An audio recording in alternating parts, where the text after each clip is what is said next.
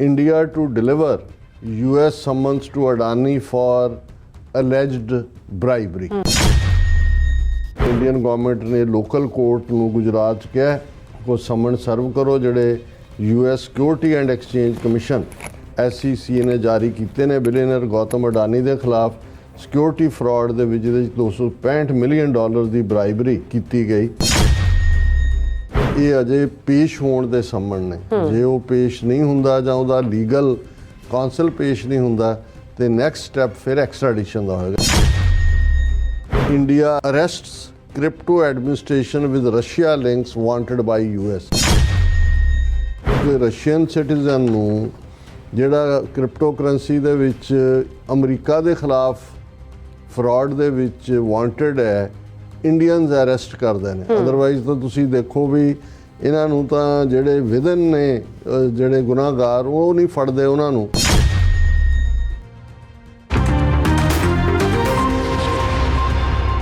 Viewers welcome back to program. So viewers ਗੱਲਬਾਤ ਕਰਨ ਜਾ ਰਹੇ ਕਿ ਮੀਡੀਆ ਰਿਪੋਰਟਾਂ ਅਨੁਸਾਰ ਨਿਊਯਾਰਕ ਦੀ ਅਦਾਲਤ ਵੱਲੋਂ ਗੌਤਮ ਅਡਾਨੀ ਦੇ ਖਿਲਾਫ ਕੱਢੇ ਗਏ ਵਾਰੰਟਾਂ ਤੇ ਕਾਰਵਾਈ ਕਰਨ ਲਈ ਭਾਰਤ ਸਰਕਾਰ ਮਜਬੂਰ ਹੋਈ ਹੈ ਔਰ ਮੋਦੀ ਸਰਕਾਰ ਨੇ ਗੁਜਰਾਤ ਦੀ ਅਦਾਲਤ ਨੂੰ ਕਿਹਾ ਹੈ ਕਿ ਉਹ ਗੌਤਮ ਅਡਾਨੀ ਨੂੰ ਸਮਨ ਸਰਵ ਕਰਨ। ਸੋ ਇਸ ਬਾਰੇ ਆਪਾਂ ਗੱਲਬਾਤ ਕਰਨ ਜਾ ਰਹੇ ਹਾਂ। ਸੋ ਅਸੀਂ ਚਾਹਾਂਗੇ ਕਿ ਤੁਸੀਂ ਇਸੇ ਤਰ੍ਹਾਂ ਬੜੇ ਰਹਿਣਾ ਦੇਖਣ ਸੁਣਨ ਲਈ ਲਿਖਣ ਲਈ ਤੁਹਾਡਾ ਸਭ ਦਾ ਬਹੁਤ ਬਹੁਤ ਸ਼ੁਕਰੀਆ ਜੀ। ਰਾਜ ਸਾਹਿਬ ਕੀ ਕਹਿਣਾ ਚਾਹੋਗੇ?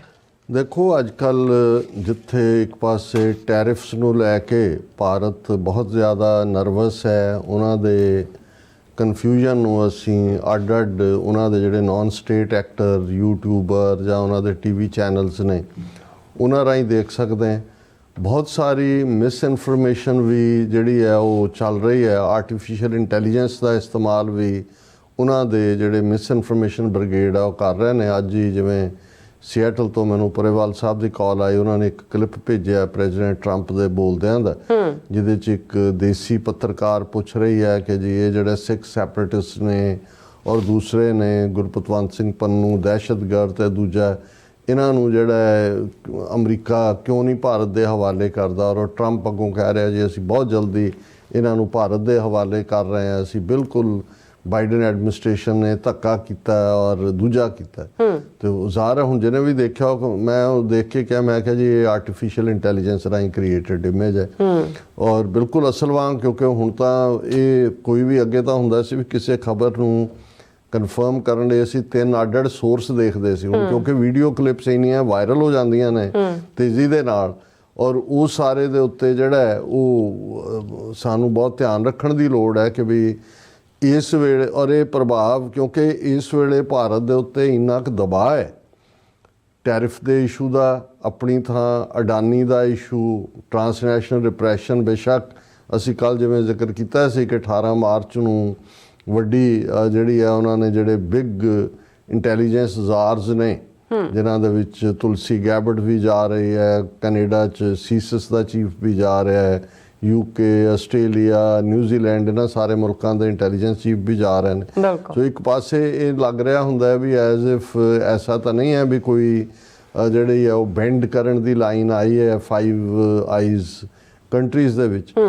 ਔਰ ਦੂਸਰੇ ਪਾਸੇ ਅਸੀਂ ਇਹ ਵੀ ਦੇਖਦੇ ਹਾਂ ਕਿ ਵੀ ਆਲਰੇਡੀ ਪ੍ਰੈਜ਼ੀਡੈਂਟ ਟਰੰਪ ਨੇ ਐਲਾਨ ਕੀਤਾ ਹੈ ਵੀ 2 ਅਪ੍ਰੈਲ ਤੋਂ ਟੈਰਿਫ ਇਨ ਬਿਨ ਲਾਗੂ ਹੋਣਗੇ।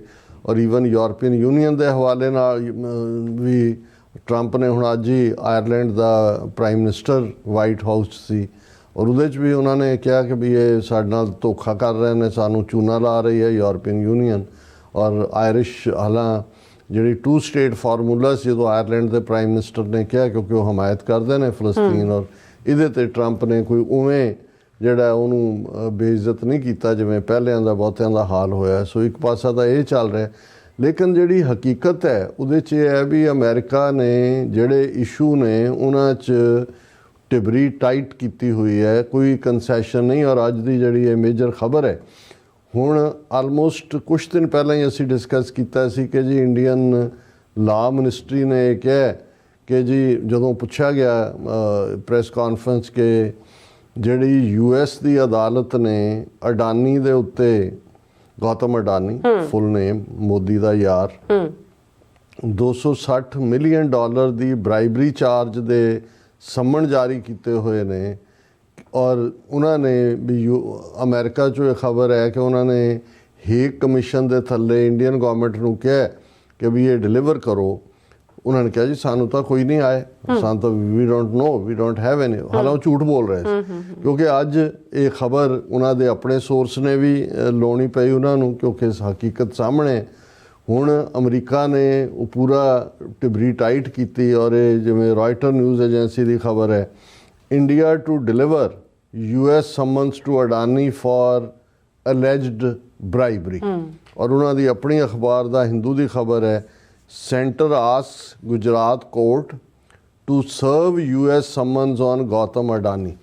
ਹੁਣ ਇਹ 25 ਫਰਵਰੀ ਦਾ ਜਿਹੜਾ ਹੈ ਉਹ ਸੈਂਟਰ ਨੇ ਆਰਡਰ ਕੀਤਾ ਹੋਇਆ ਕਿ ਵੀ ਇਹ ਉਹਨੂੰ ਸਮਨ ਸਰਵ ਕਰੋ ਗੁਜਰਾਤ ਦੀ ਅਦਾਲਤ ਨੂੰ, ਲੇਕਿਨ ਕੁਝ ਦਿਨ ਪਹਿਲਾਂ ਮੁੱਕਰ ਰਹੇ ਸੀ। ਔਰ ਫਿਰ ਇਹ ਹੈ ਕਿ ਵੀ ਇਹ ਜਿਹੜੀ ਸਮਨ ਸਰਵ ਕਰਨ ਦੀ ਰਿਕੁਐਸਟ ਹੈ ਸੈਂਟਰਲ ਅਥਾਰਟੀ USA ਵੱਲੋਂ ਆਈ ਹੇਗ ਕਨਵੈਨਸ਼ਨ ਦੇ ਥੱਲੇ, ਕਿਉਂਕਿ ਗੌਤਮ ਅਡਾਨੀ ਔਰ ਉਸ ਦੀ ਜਿਹੜੇ 6 ਹੋਰ ਨੇ ਜਿਹਨਾਂ 'ਚ ਉਹਦਾ ਭਤੀਜਾ ਵੀ ਜਿਹੜਾ ਉਹ ਹੈ ਸ਼ਾਮਲ, ਸਾਗਰ ਅਡਾਨੀ, ਉਹਨਾਂ ਦੇ ਉੱਤੇ ਚਾਰਜ ਹੈ $260 ਮਿਲੀਅਨ ਜਿਹੜੀ ਉਹਨਾਂ ਨੇ ਬਰਾਈਬਰੀ ਦਾ ਕੀਤਾ। ਇਹਨੇ $265 ਮਿਲੀਅਨ, ਕਿਉਂਕਿ ਰਾਇਟਰ ਨੇ ਬਿਗਨਿੰਗ ਇੱਥੋਂ ਕੀਤੀ ਹੈ ਕਿ ਇੰਡੀਅਨ ਗਵਰਨਮੈਂਟ ਨੇ ਲੋਕਲ ਕੋਰਟ ਨੂੰ ਗੁਜਰਾਤ 'ਚ ਕਿਹਾ ਕੋ ਸਮਨ ਸਰਵ ਕਰੋ ਜਿਹੜੇ US security and exchange commission SEC ਨੇ ਜਾਰੀ ਕੀਤੇ ਨੇ ਬਿਲੀਅਨਰ ਗੌਤਮ ਅਡਾਨੀ ਦੇ ਖਿਲਾਫ ਸਿਕਿਉਰਿਟੀ ਫਰਾਡ ਦੇ ਵਿੱਚ, ਜਿਹਦੇ 'ਚ $265 ਮਿਲੀਅਨ ਦੀ ਬਰਾਈਬਰੀ ਜਿਹੜੀ ਹੈ ਉਹ ਕੀਤੀ ਗਈ।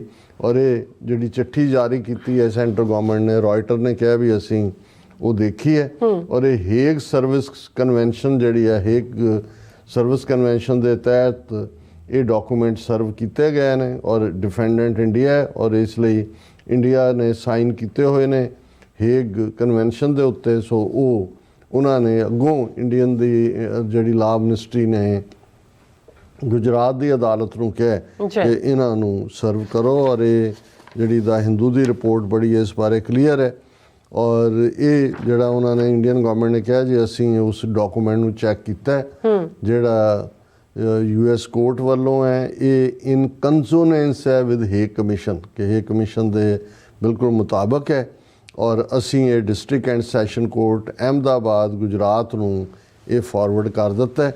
ਔਰ ਇਹ 25 ਫਰਵਰੀ ਦਾ ਇਹ ਲੈਟਰ ਹੈ ਜਿਹੜਾ ਸੈਸ਼ਨ ਕੋਰਟ ਨੂੰ ਸੈਂਟਰ ਗਵਰਨਮੈਂਟ ਨੇ ਕਿਹਾ।